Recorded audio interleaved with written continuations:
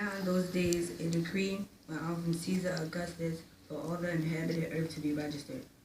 This first registration took place when Quirinius was governor of Syria, and all the people went to be registered, each one to his own city.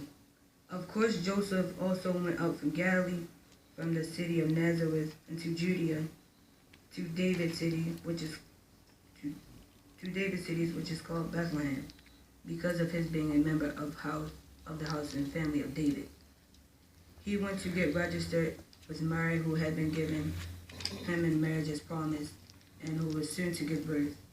While they were there, the time came for her to give birth, and she gave birth to her son, the firstborn.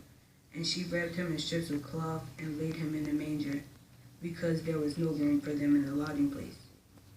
There were also in the same region shepherds living out of doors and keeping watch in the night over their flocks. Suddenly Jehovah's angel stood before them, and Jehovah's glory gleamed around them, and they became very fearful. But the angel said to them, "Do not be afraid, for look, I am declaring to you good news of great joy that all the people will have. For today there was born to you in David's city a Savior, who is Christ the Lord. And this is a sign for you. You will find an infant wrapped in strips of cloth and lying in a manger."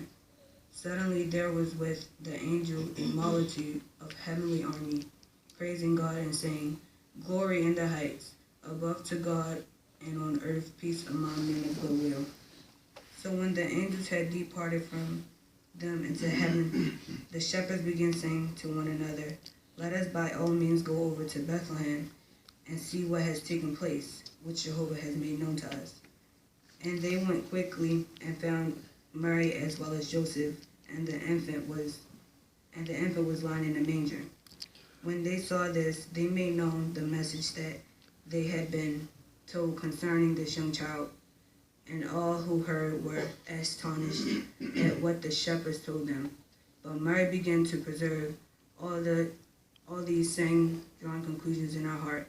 Then the shepherds went back glorifying and praising God for all they had heard and seen, just as it had been told to them. Amen.